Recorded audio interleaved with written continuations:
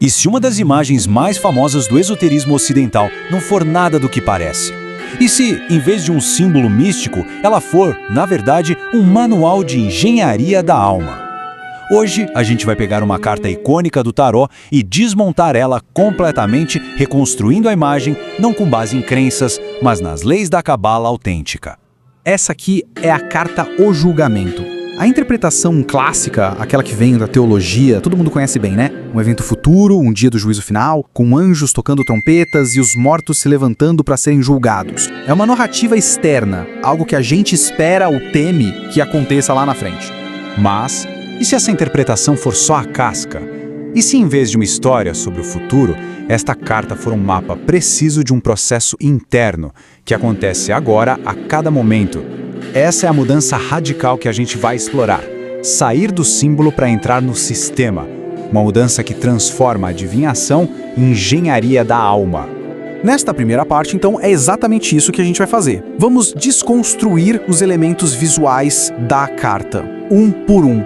Cada peça da imagem tradicional vai ser traduzida por uma linguagem de leis objetivas, a linguagem da mecânica espiritual. Lá no topo da carta, a figura central, o anjo. Tradicionalmente, ele é visto como um mensageiro de Deus, vindo dos céus para anunciar um veredito final. É uma figura com personalidade, com agência e com uma intenção bem clara. Agora, na linguagem da Kabbalah, o anjo deixa de ser um ser e se torna a representação da Or Makif, a luz circundante. Pensa nela como uma lei da natureza, tipo a gravidade. É uma força impessoal, que pressiona constantemente nosso desejo, fazendo emergir tudo aquilo que ainda precisa de correção.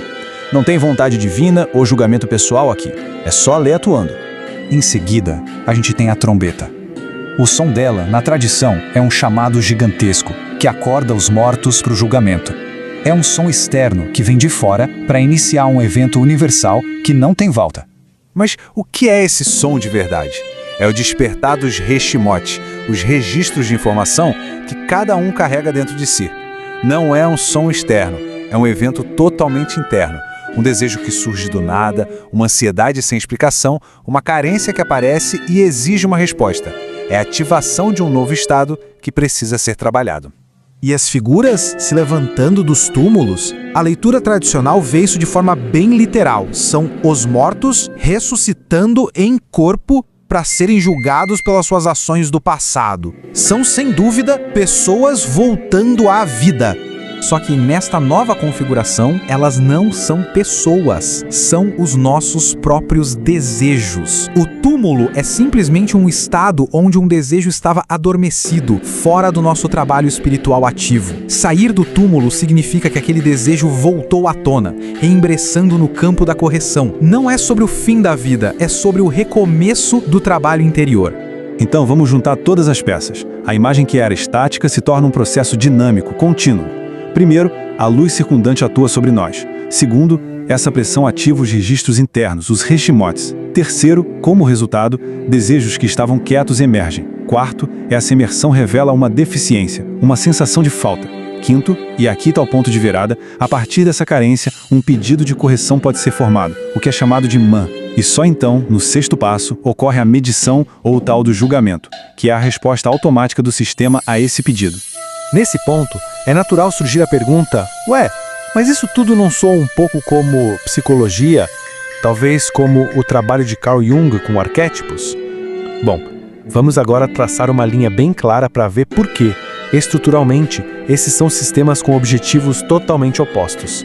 A diferença crucial está nos objetivos. Sistemas como o tarô tradicional ou a psicologia analítica buscam organizar o desejo, dar um sentido para os conteúdos internos para gerar alívio ou autoconhecimento. Já o objetivo da Cabala é a correção da intenção fundamental do desejo, de recepção para si mesmo, para doação aos outros. Um sistema organiza o ego, o outro visa transformar esse ego para que ele possa se conectar a uma força superior.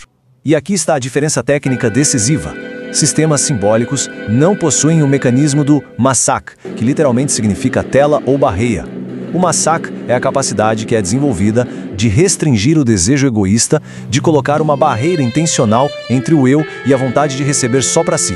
Sem essa ferramenta, não tem como transformar a natureza do desejo, só dá para reorganizar ou compreender. Isso nos leva a esta citação que resume tudo. Ela significa que a espiritualidade deixa de ser uma questão de sentimento ou de interpretação pessoal e se torna uma ciência exata, com leis precisas como as da física, aplicadas para transformar a estrutura fundamental do nosso desejo. Certo, a teoria é fascinante. A imagem foi reconfigurada, de um símbolo virou um processo. Mas e aí? Como isso se torna algo útil? Como esse conhecimento todo se transforma numa ação concreta no dia a dia? O objetivo final não é se tornar um bom intérprete de símbolos. É usar cada despertar de desejo como uma oportunidade para praticar a transformação da intenção. O alvo é alcançar a equivalência de forma, ou seja, fazer com que a qualidade do nosso desejo, a nossa natureza, se assemelhe à qualidade da luz, que é pura doação. Então, na prática, o processo é este. Passo 1. Quando um desejo forte surge, reconheça-o pelo que ele é. Um Reshimô despertou. Passo 2, e talvez o mais difícil. Resista à tentação de criar uma história externa em torno dele.